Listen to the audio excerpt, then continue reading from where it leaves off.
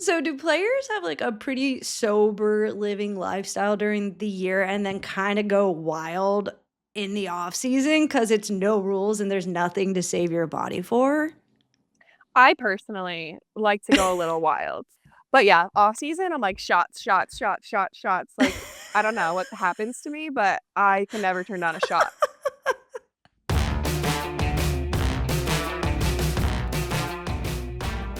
The U.S. Soccer Podcast is presented by Henkel. Whether it's bold style, fresh gear at home, clean sheets on the pitch, or performance that holds strong when it matters most, Henkel's family of brands supports fans and athletes on the road to glory this summer.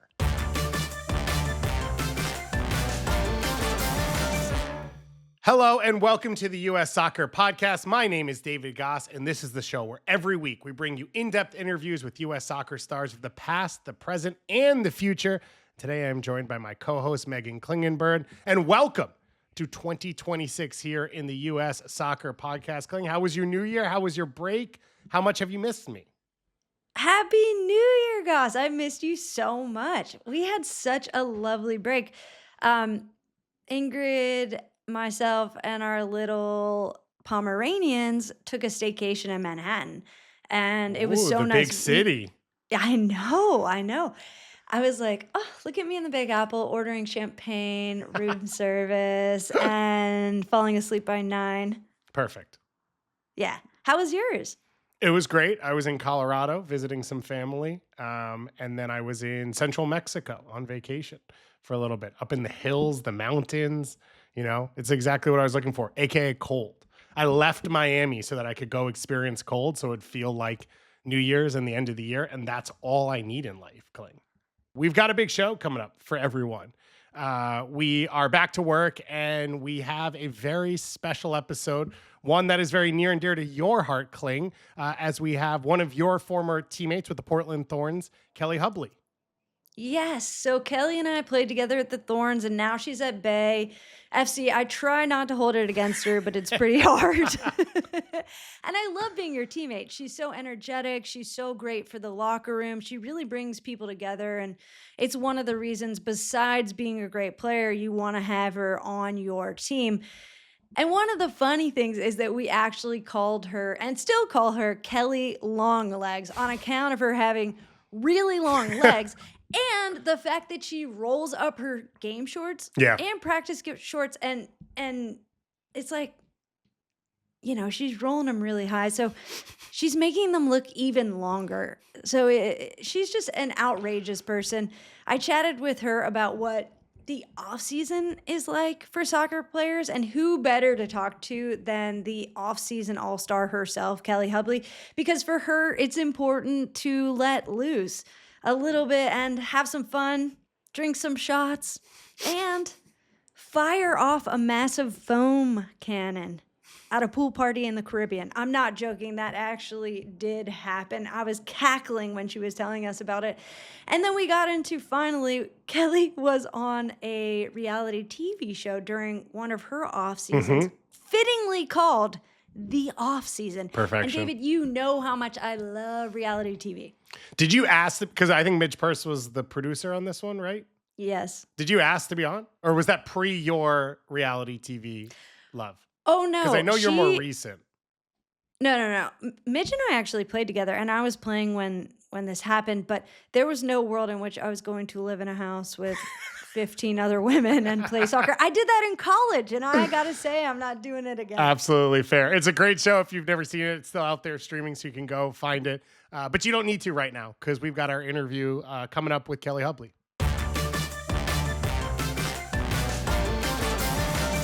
Hi, Kelly. Welcome to the show. Thank you so much for being here. Thanks for having me. I'm so excited. I've missed you. I know. We haven't seen each other in forever, and this is such a nice time to catch up. It is. I'm so excited for all the things we're going to talk about. Me too. Okay, so one thing I always try and do on the show is give the perspective of what it's like to be a professional soccer player, aka why we have you on the show. We want to take all of our audience into the locker room and break down what it's really like to play in a World Cup or win a championship, which you have. And today we're going to be getting to the bottom of what do soccer players really do in the offseason? And who better to have on the show than offseason all-star Kelli Hubly? I know a Oh my lot of God. folks returned to work this week, probably feeling a little sluggish after all those mashed potatoes, Christmas tree-shaped cookies, and glasses of champagne. But is it the same for elite athletes? How much gravy can be considered refueling and how much is just gravy? Or is off season just one long rocky training montage and these pros stay entirely locked in? All of these answers and more on today's show. Let's start here. The off season runs for 6 to 8 weeks, and that's a long time. Not really, though. How do you stay fit? I love Pilates, and so I don't really like to run, so I try to take a break from running as long as I possibly can. And I do Pilates. I started solid core, which Oh, have wow. you done solid core?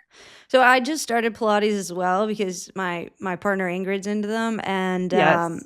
yeah, they can really humble you fast. Yes. And so Pilates, I was getting really good at. It wasn't as humbling me as much. And then I took a solid core class, which is a little different. It's like a HIIT Uh-huh. workout.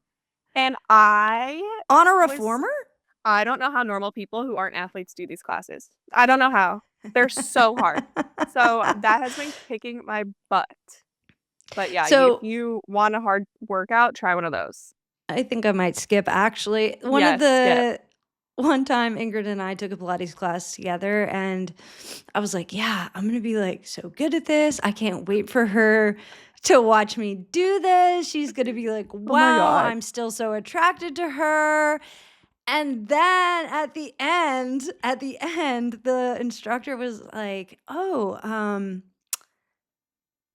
are you a Pilates instructor?" And I like looked over and I was like, "She's talking to Ingrid." I was like, no way, it's you. She was 100% talking to Ingrid, and I Oh my was like, God, "Huh, that's so funny. yeah, my partner definitely knows how to do this and makes it look easy." And so I'm still on that journey. Yes. It is a journey. But it's so fun once you kind of get the movements down and kind of understand your body. Like for me, I have a lot of pelvic floor issues, so that's why I started it because it's so good for your pelvic floor and just all of that stuff. So that's actually why I started it a couple years ago. And I would do it in the in season and then a lot more in the off season. But once you kind of get it down, like you're always going to be somewhat humbled, but it is like, I don't know, you just feel so much better about your body after. Humbled but safe. That's why I think I Yes. like it. Now, And you can how lay do you down. Yeah, that part is nice, yeah. So, other than Pilates, how do you use the time? Like, do you travel? Do you binge watch reality TV, aka Love Island, All Stars UK? What are you up to? I used to do the Love Island stuff. I have switched to reading. I Oh, read. I know. who Read a are lot. you? We I don't clearly know. haven't caught up in I forever. What know, are but I do you like to reading? travel. I've been reading the Throne of Glass series, so there's 7 books. I'm on the Tell me last book. everything. Do you love it? I'm obsessed. I'm obsessed. You know this is my favorite book series in the entire world, right? I've No, told you I this didn't many well, a I didn't times. read before, so I didn't know.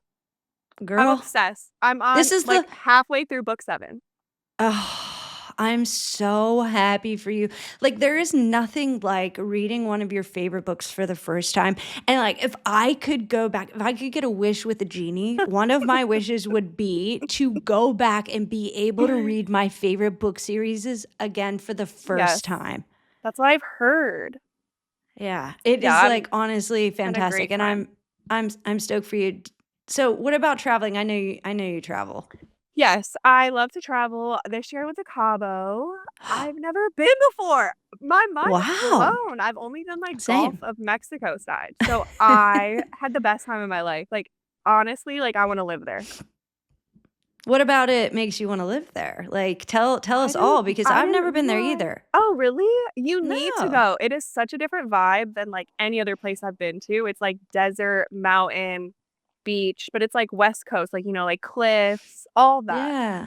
Okay, And so you it's can get just so everything. beautiful. Yes, you, like, touch down and you're, like, in the mountains, but you're also in the desert. It's just, like, such a cool vibe, and I guess I didn't really realize that it was, like, deserty there. There's, like, cactus Oh. everywhere, everything. So beautiful. also whale season.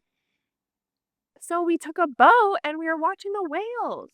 I don't know. It was just like such a magical experience for me. Like I just thought it was so beautiful. Like you take a boat and there's like sea lions everywhere. It's just like such a different vibe than like any other like Caribbean or Gulf of Mexico side. Mm. And I think I really liked that. It was just like way more, I don't know, really like vibey out there.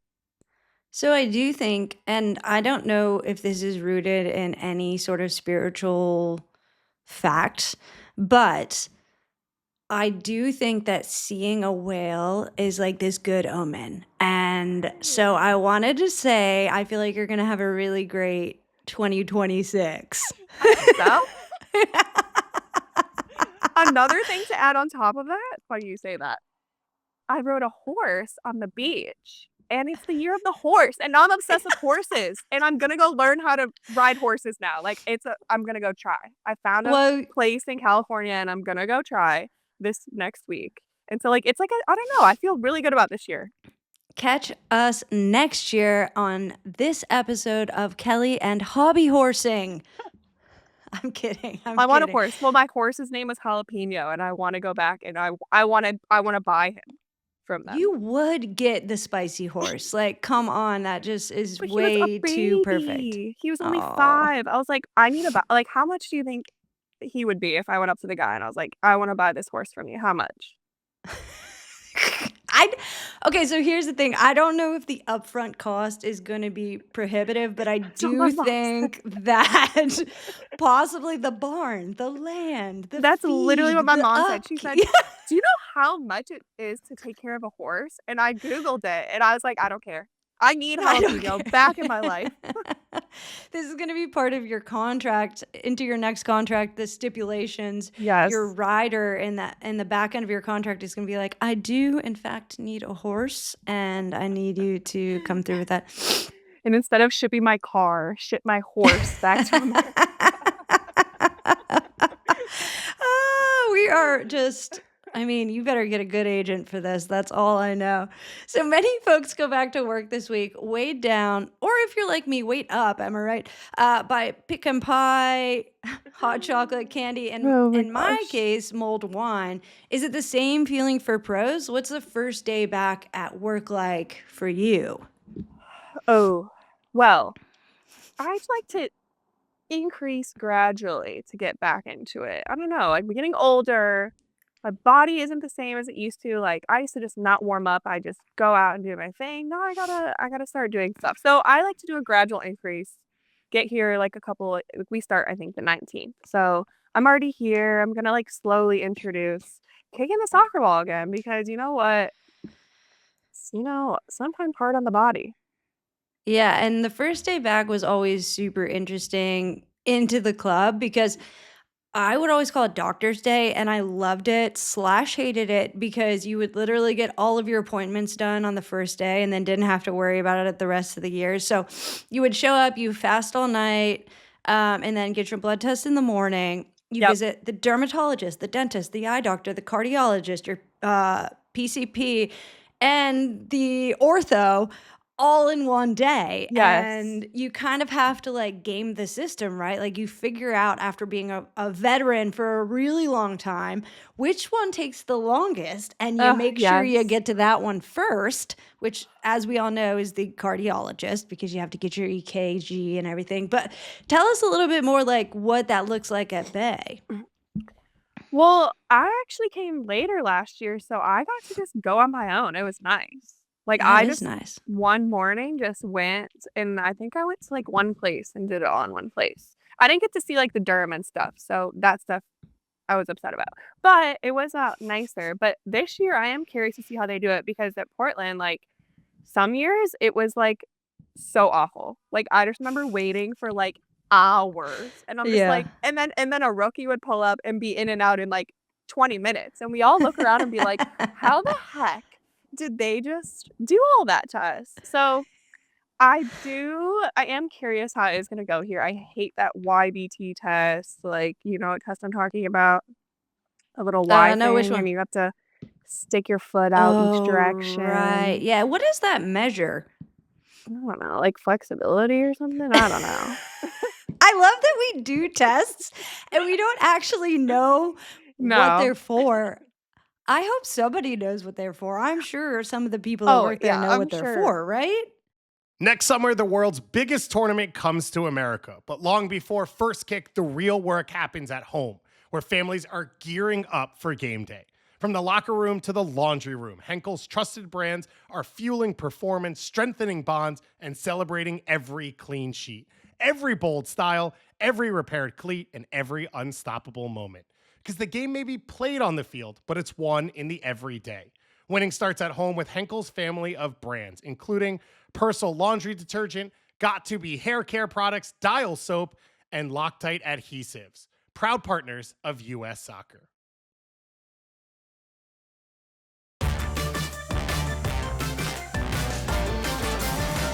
So do players have like a pretty sober living lifestyle during the year and then kind of go wild in the off season because it's no rules and there's nothing to save your body for? I personally like to go a little wild. I don't know, I just think you need to let loose a little. There are times in season where I do allow myself to let loose a little as well, like, I Right. do indulge in some nice Pinot Noir, But yeah, off season, I'm like, shots, shots, shots, shots, shots, like, I don't know what happens to me, but I can never turn down a shot. So, I I do love that in the off season. I love that you mentioned Pinot Noir because like if people don't know, Oregon actually is a really fantastic place for wine and I'm certain that they don't know that you're kind of a wine connoisseur and kind of guided the team around what was in the Willamette area and all of the wineries Yes. there. How does that factor into your off-season plans? And do you feel like wine hurt your athletic prowess, or was it actually a secret superpower? I will say, I'm not gonna lie, the year I drank the most Pinot Noir was the year I was Iron Woman. I'm not even lying. Someone do a study. I Someone do literally a was like study. joke saying like I'm powered by Pinot. Like that. I'm being so serious.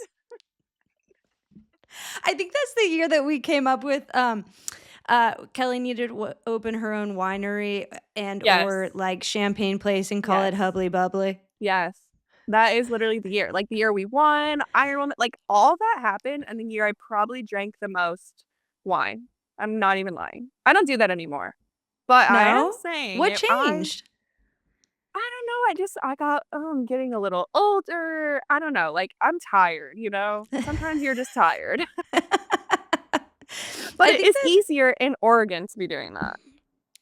really because aren't you kind of living near wine country Yes. right I now? am. I am. It is So why different is it easier? though. They're closer in Oregon. It's like an hour and a half for me just to hit like the tip of Napa, Mm, Sonoma. So like I do go and it is really cool, just like different vibe. that makes sense. Like, what's the difference, or excuse me, what's the balance between preparing your body for the next big push into the upcoming preseason and letting it recover properly from the season before? I feel like this is one of the hardest balances, and how do you handle that? Yeah, I think earlier in my career, I just would go the whole off season. I would just get home and I would go play, I would go lift. And the older I get and the more you play and get minutes, like you just like I feel like you can't do that to your body. Like you get to the end of the season and this is hurting, this is hurting, this is hurting. Yeah, So I think it's just so important, like at least a couple weeks to just either like do non-impact, like I was doing Pilates, like that's okay. But I think for my right. joints and like most people's joints, you need to just like take actual break. And it sucks getting back into shape, but, like, for me personally, like, I really enjoy taking, like, 2 weeks to a month off, depending on when Mhm. season ends and stuff, to just, like, really not run, not do a ton of, like, jumping, Yeah. and just do, like, Pilates or yoga, something that's just way less hard on the body, 'cause at the end of the day, like, I still wanna work out, I still wanna feel good, but you can do it in, like, a more healthy way that your body can still recover. Yeah, I noticed that at the end of my career, I was really not pushing the way that I pushed at the beginning of my career, and I Yes. just think that just happens. Your body just can't take as much wear and tear. I want to switch gears a little bit here. You were on a reality TV show about the off season. It was actually literally called The Off Season. And for everybody that hasn't seen it, think Summer House, but for soccer players. What was that like? Give us the behind the scenes action. It was so fun. I had the best time ever, and I was skeptical at first because I can be wild. I can say some crazy things, and I didn't want them to paint me in a light of like negative. So I actually said no to Midge like 3 times. I was like, "No, no, no, no, no." Oh, And then wow. she like kept asking, and I was like, "You know what? A lot of my friends were gonna be there." So I was like, "Okay, fine, I'm gonna do it." And I'm so glad I did because it was so fun. A great group of girls. I feel like it's hard to get that many girls in a house that actually can kind of get along.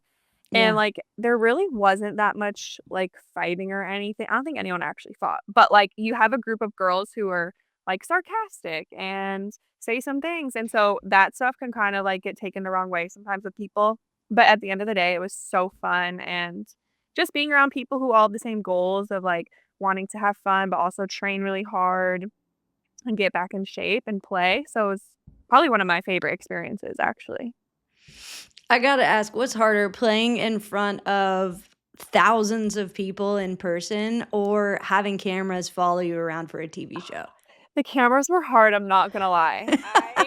I was struggling at first. You wake up, like, leave your bedroom, and, like, camera on you, microphone on. So it was a lot, but I will say after, like, 2 or 3 days, you it just became normal. I just was used to it. I was like, "Okay." Now, I've heard like a lot about how producers like try to incite drama or get you to do things or like ask you to like act a certain way. Did that happen on the show? Yes, and Midge fired, like, every single one of them. What? You're joking. No. It was so funny. Like, they would be like, "Okay, can you guys have that conversation again?" And we're like, "No."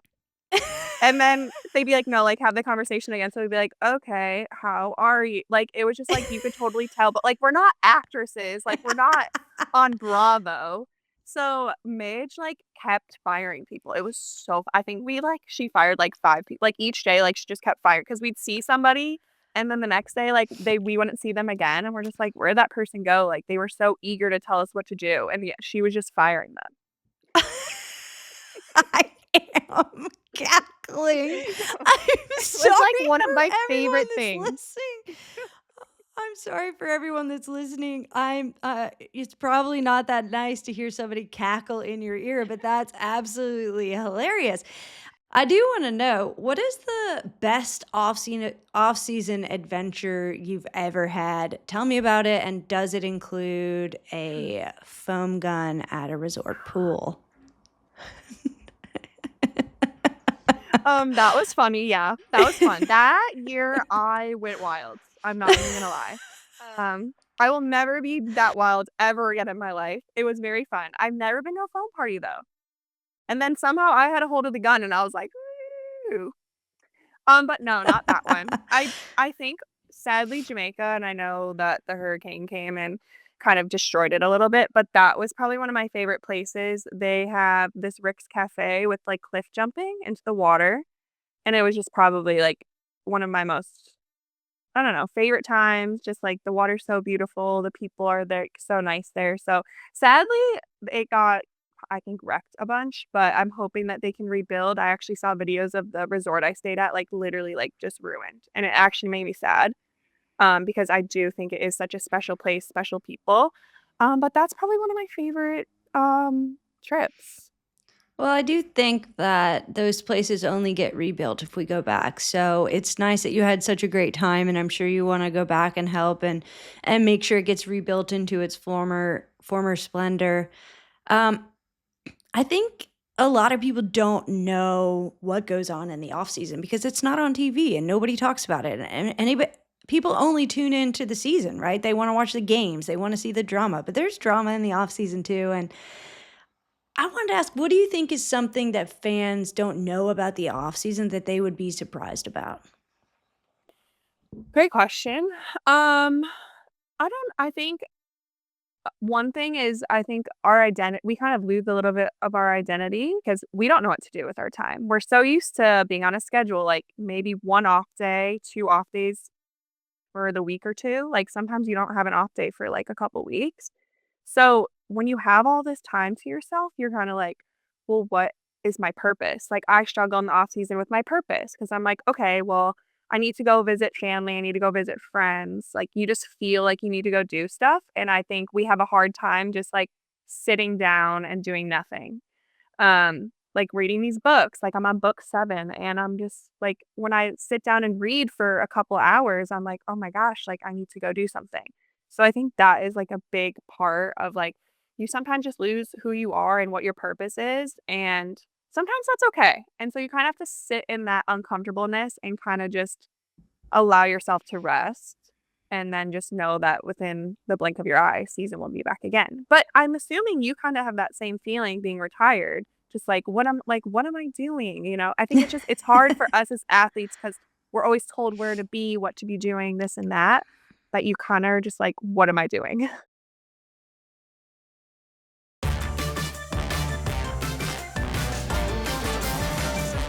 I am enjoying the freedom. I am enjoying the exploring. I think it's difficult being insecure because I am a little bit insecure about starting as a beginner because I haven't been a beginner in a really long time. I was an expert at something and now I'm a beginner at podcasting, at hosting, Yeah. at all these different things. So I am getting comfortable being insecure, and I think it's a really good place to be because I don't think that creativity and passion comes from security. I think that we have to get a little bit uncomfortable to make a good show, to, have a brilliant idea. I don't think that comes when we're feeling at our most comfortable. So I think it's okay to have these moments where we're figuring it out and figuring out life. Um, my surprising part of off season is definitely not as deep as yours. I think the, I thought we were the getting deep. I don't know, Kling. Every conversation we have together, we always are deep. I thought we were getting deep. I love getting deep with you, and I am I know. perfectly comfortable getting deep with you. You know that. But the one part that I think people would be really surprised about is that how everybody gets married. Everybody. I've literally seen like 5 New Year's wedding postings in the last There were, I think, 3 weddings 5 on the same days. day this year. 3. Yeah. I'm like, "Oh, I mean, go girls. Let's go." I But mean, yeah, no. Agreed. the reason they do it is obvious to us, and it's because Yes. it's the only time that all of their friends have off, Yes. and it's the only time that they have off. And it's truly about like making a time and space for all of their loved ones to be able to get together. Because if you have it in the middle of the year, maybe 75% of your wedding guests won't be able to attend. So it's really a nice time Literally. to have everybody come together in the off season and just like know that they're going to be available. Um, but it is surprising at how many people get married. I mean, I literally right before this call saw that Marta got married as well. Like, Yes. congratulations, Marta. That's I amazing. know. Um, and I was like, whoa, shocked that Marta People I didn't even had know were tied engaged the were knot. getting married. I was like, "Whoa." I know. I'm like, I had no idea you were even dating somebody. Congratulations, you're crushing it. Kelly, there's so much to look forward to in the Year of the Horse 2026. More NWSL action, USWNT games as Emma Hayes refines things before the 2027 Women's World Cup. And of course, the 2026 Men's World Cup on home soil. I want to know, what are you most looking forward to? I'm looking forward to see Soph playing again. I Aw. love her baby so much, but I think watching her come back and play is gonna be so special to her. And I just can't wait to see her come back and kill it per usual. I think when you're on a team without a Soph, you really forget what it's like to be on a team with Soph. So I can't wait to see her back doing her thing. She really is special, and there's really nothing like watching her get out there. I've never seen somebody have such a nose for the net.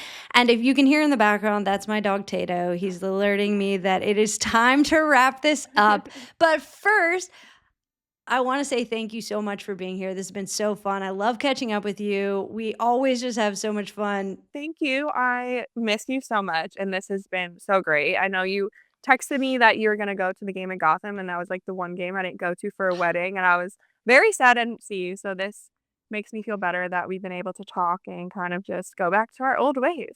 So thanks for Yeah, having me. it was a crushing blow not being able to see you, but I'm so glad we got to make up for it now. Yes, me too. Check engine, ABS, or maintenance light on? And O'Reilly Auto Parts is right around the corner. O'Reilly Auto Parts can help take the guesswork out of your vehicle's check engine, ABS, or maintenance light with O'Reilly Veriscan, a free service that only takes a couple of minutes to complete. You'll receive a free, easy-to-read report with solutions based on over 650 million vehicle scans that have been verified by ASE-certified master technicians. O'Reilly Veriscan can identify the most likely problem with just one scan. The professional parts people at O'Reilly Auto Parts can then recommend the parts and tools you need to do the repair right the first time. And if you're not comfortable doing the repair yourself, they can recommend a local shop for you. Don't ignore check engine, ABS, or maintenance light. Stop by O'Reilly Auto Parts and ask for O'Reilly Veriscan today, a free service exclusively at O'Reilly Auto Parts.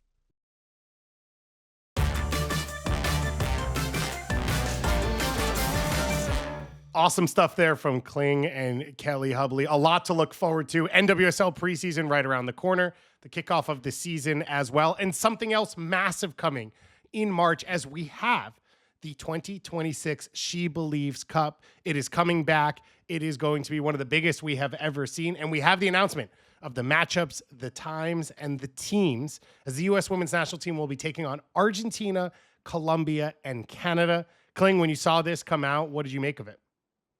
I love the SheBelieves Cup because when I was playing on the national team, we would go to the Algarve Cup literally every year in March. And there was never anybody there. It was like some of the best teams in the world playing against each other in front of absolutely zero fans. And it was nice, but now I feel like we've taken the Algarve Cup and made it into something that is really cool for the fans in the United States. And so I think I love watching it every year because I know the history of it. I know where it's come from and I know what it is now. And it's so cool seeing the women's national team play these incredible teams year in and year out. And I'm pretty excited for these new teams this year to be in it. It's always Japan. It's always England. It's always these like top ranked teams. Now, they're incredible competition, but at the same time, they're kind of giving you the same look over and over. And now we're getting a different type of opponent from South America. And then you always have the heated rivalry with Canada, not to be confused with the incredible hockey show that everyone's talking about right now. But I get jazzed for it, David. Like, I think it's a great tournament, to be honest. The USA-Canada game is one that you always are going to show up for. And we talked about it when the show really started. One of the first games that we were around was USA versus Canada, played in D.C. That's always fun. But as you said, I'm really excited to see Colombia and Argentina. I think the growth of the game in South America is as fast as any region that we are seeing right now. And I don't think these teams are far off from competing at the highest level. I think Colombia has already proven that. And you get those different styles. And those styles are not just like on the field. It's style of play. It's the way you go into tackles. It's 50-50. Like all of these things where I think the U.S. women's national team can expand their experience by playing against these teams. And you're going to a World Cup in 2027 in South America. Like you're going to be on their turf. And so I think it's really good to get that experience. And I think help those teams grow their resonance in their own markets as well as in the U.S. where there is a huge fan base. So I'm really excited for this draw. As you said, listen, I'll always sign up to watch Japan play soccer because they are pure at what they do. But I've loved watching Linda Caicedo and all of these Colombia players that have grown. And I think it's going to be a great test for the U.S. women's national team.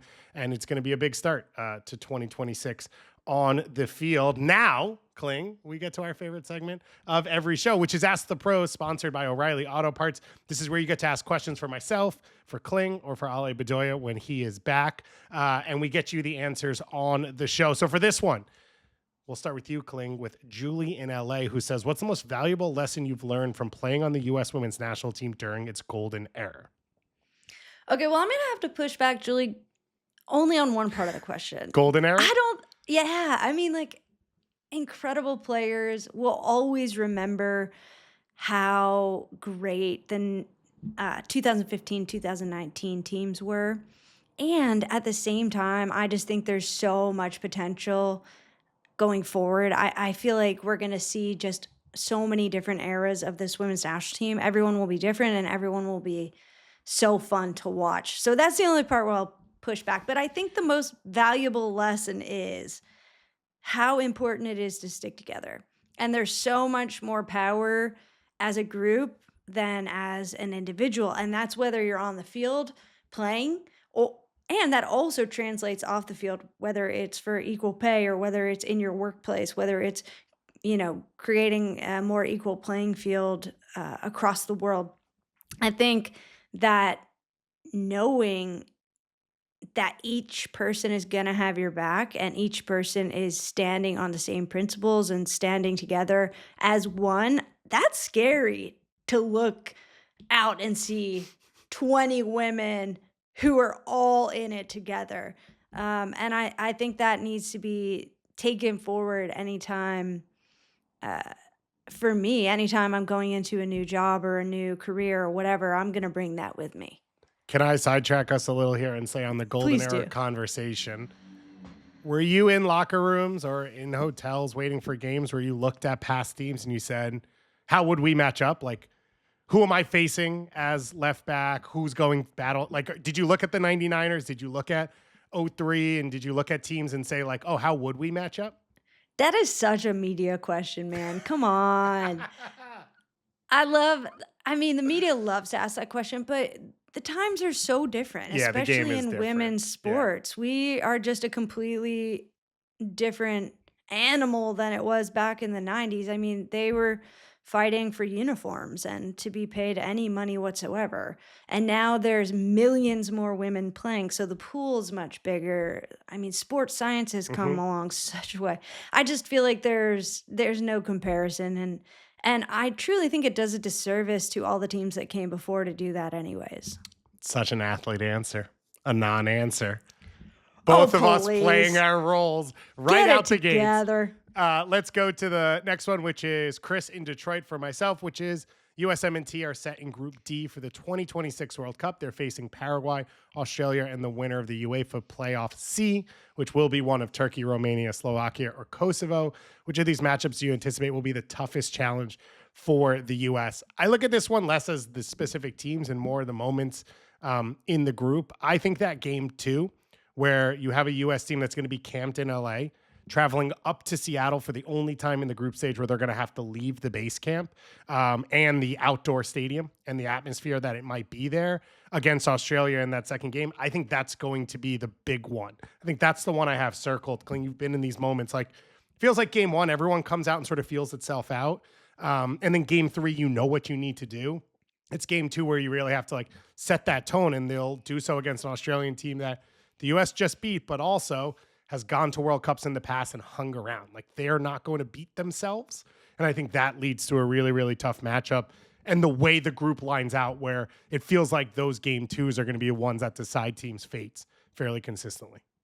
I feel like that's a great look at it. And I do think the USA has such a good chance of going through first in their group.